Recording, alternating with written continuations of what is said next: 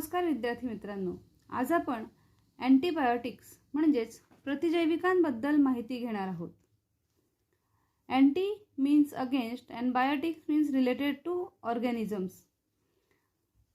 There are some carbon compounds which are obtained from some bacteria and fungi, and these carbon compounds are used for destroying or preventing the growth of harmful microorganisms.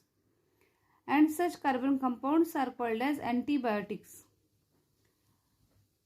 सूक्ष्मजीवांचा नाश आणि त्यांच्या वाढीसाठी प्रतिकार करणारे काही जीवाणू आणि कवकांपासून मिळवलेली कार्बनी संयुग, या संयुगांनाच प्रतिजैविके असं म्हणतात.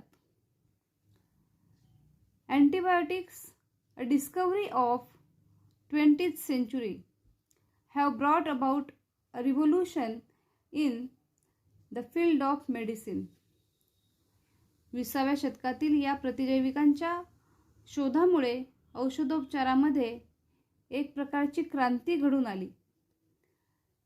Even a disease like tuberculosis has been almost completely eradicated from some countries.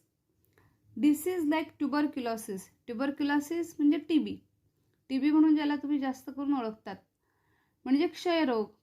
मग क्षयरोगासारखे काही रोग काही देशांमधून अँटीबायोटिक्सच्या वापरामुळेच पूर्णपणे नष्ट झालेले आहेत किंवा काही देशांमध्ये यांचं पूर्णपणे निर्मूलन झालेलं आपल्याला दिसून येतं. Antibiotics mainly act against bacteria.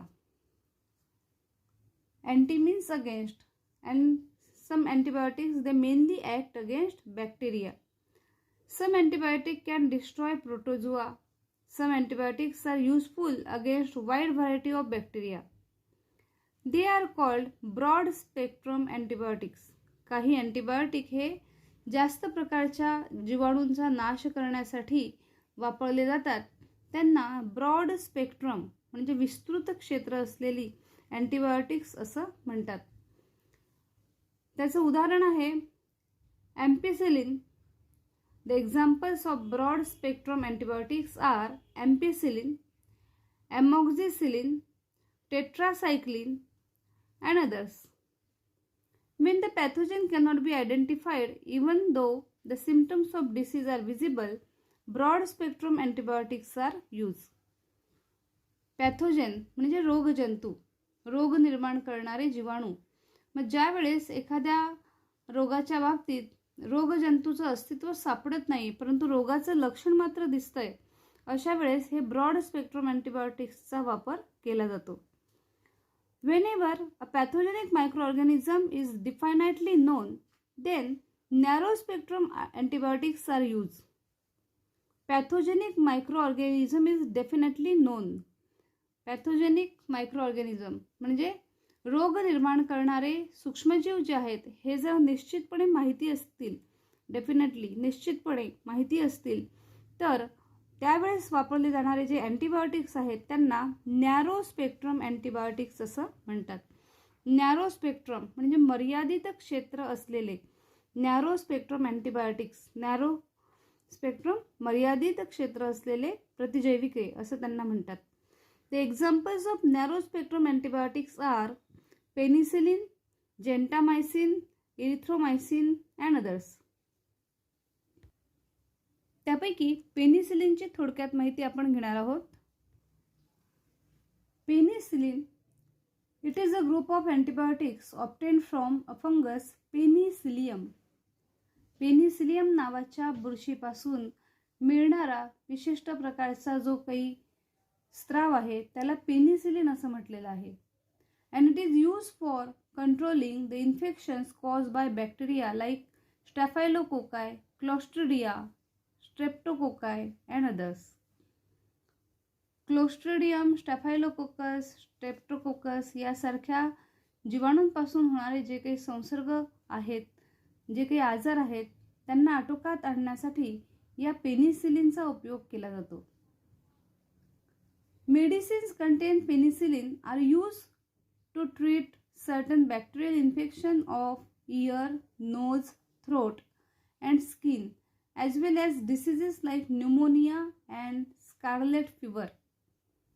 Penicillin ज्या औषधांमध्ये आहे अशा प्रकारची औषधं हे जीवाणूमुळे होणारे संसर्ग, त्या व्यतिरिक्त न्यूमोनिया, स्कॉलेट फीवर म्हणजे ताप यासारख्या आजारांवर उपचार म्हणून वापरले जातात.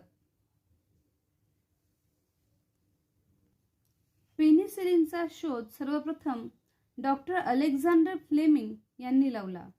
तो कशा पद्धतीने लावला याची थोडक्यात माहिती आपल्याला पुस्तकात दिलेली आहे. कोण होते अलेक्झांडर फ्लेमिंग? अलेक्झांडर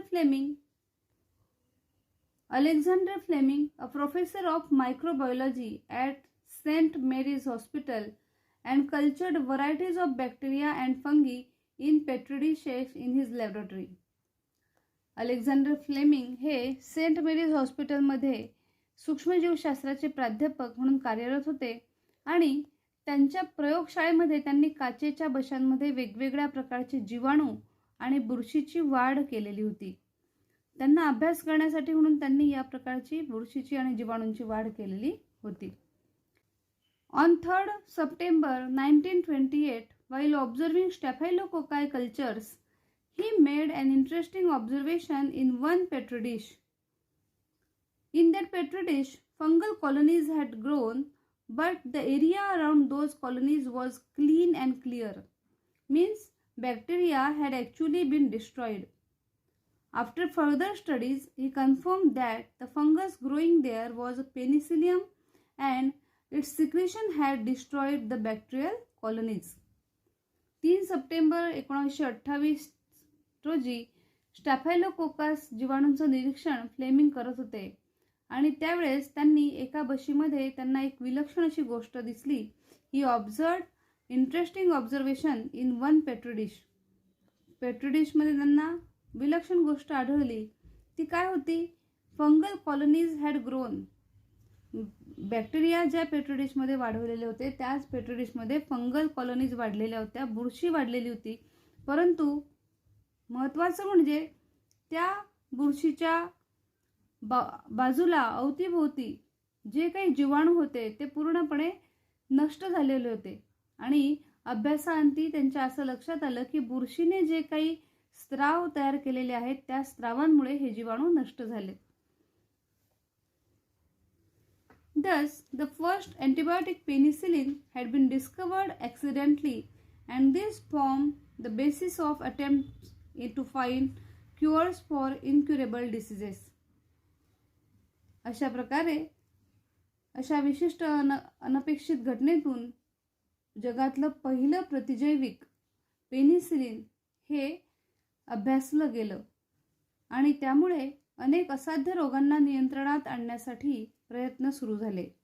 प्रतिजैविक जरी इतकी महत्त्वाची असली आणि आपल्यासाठी उपयुक्त असली तरी सुद्धा आपल्याला त्यांचं सेवन करताना सावधगिरी बाळगायला पाहिजे. अशी काही कॉशन टिप्स या ठिकाणी दिलेल्या आहेत.